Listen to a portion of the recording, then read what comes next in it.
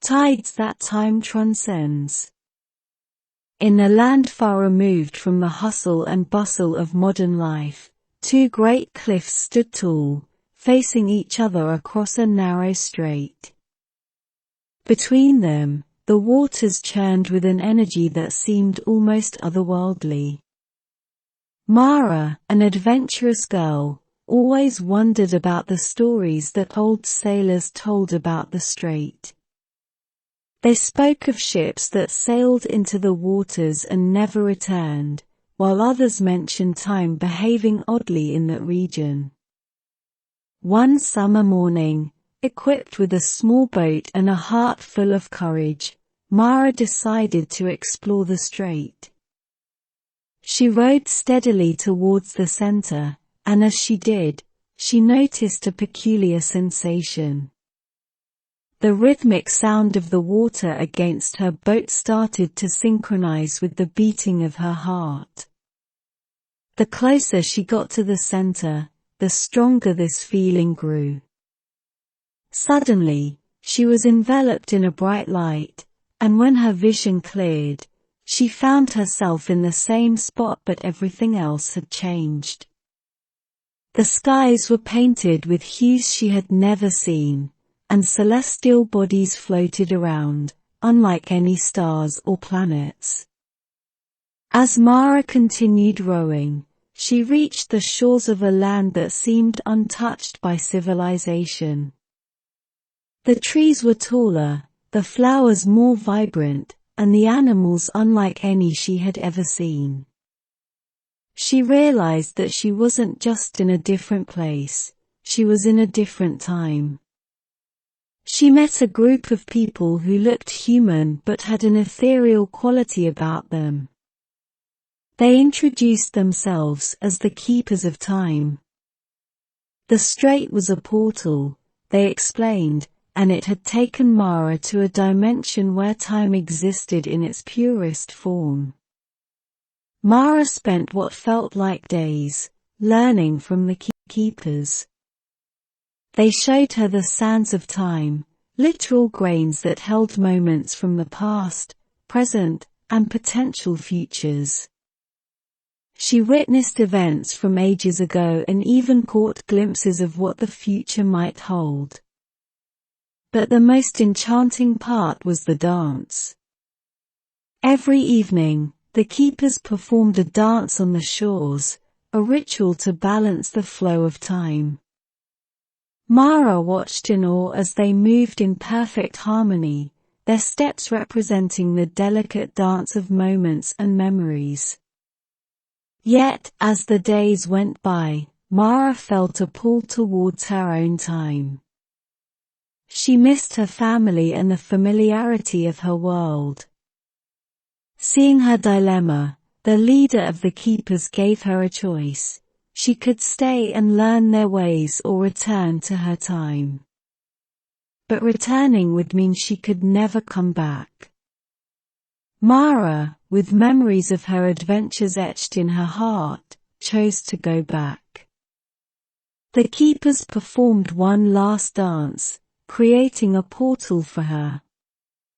As she rowed back through the strait, the celestial bodies and vibrant hues faded, and she found herself back in her world.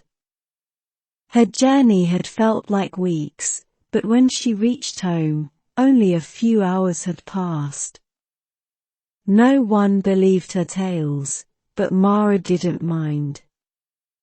Every night, she would sit by the shore, watching the tides, knowing that somewhere, in a dimension beyond, the Keepers were dancing, guarding the flow of time. Odyssey of the Obsidian Owl. Amid the sprawling mountains and dense forests, there was a peculiar cave known only to a few. This cave was not sought after for the jewels it might hide or the shelter it provided, but for its only resident, a magnificent black owl, as shiny and smooth as polished obsidian. Ilara, a young woman with a thirst for the unknown, had heard tales of this rare creature from her grandmother. It was said that the owl was no ordinary bird but a guardian of ancient secrets. Its eyes held the stories of times long gone, and its feathers could whisk one away to distant lands and realms. One moonlit night, Elara decided to find the cave and meet the mythical bird. Armed with her grandmother's old map and determination, she embarked on her journey. The path was not easy. She had to traverse treacherous terrains, cross roaring rivers, and face wild creatures. But with each challenge she overcame, she felt closer to the owl. After days of travel, she finally found the cave. Its entrance was adorned with shimmering crystals that glowed in the dark. As she stepped inside, she found the owl perched on a stone pedestal. It looked at her with eyes that seemed to pierce her very soul. Approaching slowly, she extended her hand, and to her surprise, the owl gently landed on it. Their connection was instantaneous. Elara could see flashes of ancient civilizations, lost treasures, and forgotten tales. With the owl as her guide, she journeyed through these memories, witnessing the marvels of bygone eras. In one vision, she found herself in a grand library with scrolls containing the wisdom of the ages. In another, she soared over vast landscapes, observing cultures and traditions unknown to modern man. The owl guided her through wars and peace, love stories and tragedies, epochs of discovery, and ages of darkness. But among all these visions, one stood out. It was a serene meadow where children played freely, and people lived in harmony with nature. The vision was so real that Elara could feel the grass beneath her feet and hear the laughter of the children. As the vision faded, she found herself back in the cave with the owl. It was a fleeting glimpse into a potential future, a world of peace and unity. The owl's message was clear. It was a reminder of what the world could be if humanity chose love and understanding over hate and discord. With a heavy heart, Elara left the cave, carrying the weight of the owl's message. She knew her mission now was to share these stories and the vision of a harmonious future with her people.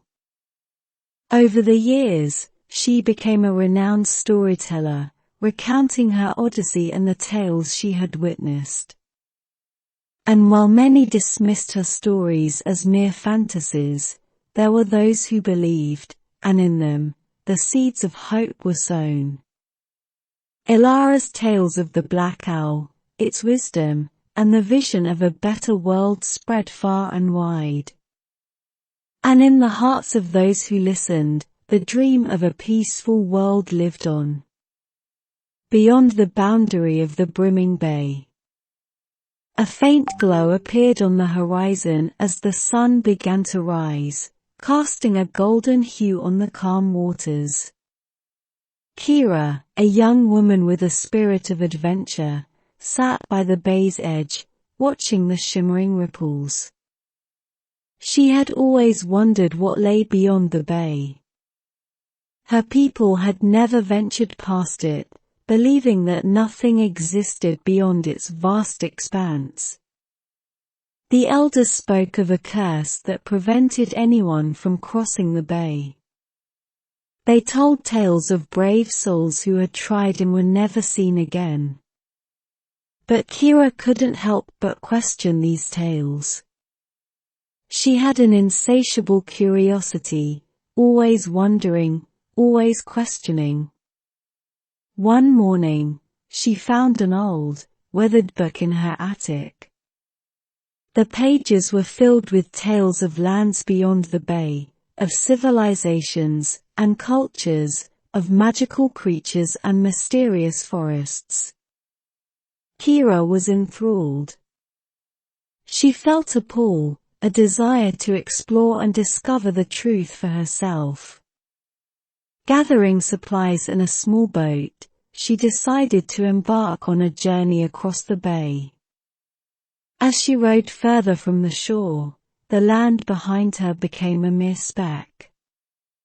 Hours turned into days, and still, there was no land in sight. Doubts began to creep into her mind. Were the elders right? Was there truly nothing beyond the bay?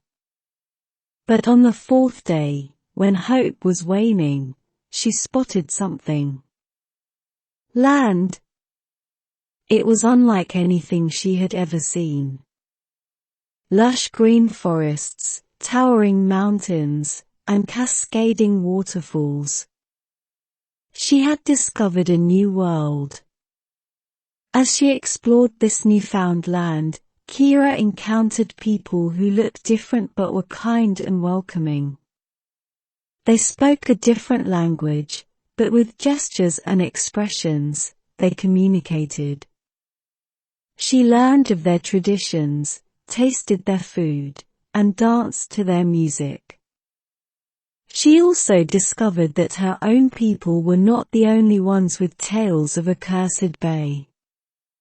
The inhabitants of this land also had legends about an impassable expanse of water, believing that nothing lay beyond it. Realizing the similarity in their stories, Kira felt a sense of unity. It was a reminder that despite differences, at the core, people everywhere shared the same fears, hopes, and dreams. After spending months in this newfound land, Kira decided to head back home. She was armed with stories, memories, and a mission to bridge the gap between the two worlds. When she returned, people were astonished. Kira had defied the age-old tales and returned safely. She shared her experiences, the cultures she had witnessed, and the unity she had felt.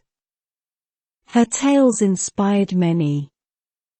The bay was no longer a boundary but a bridge, connecting two worlds that had lived in isolation for so long.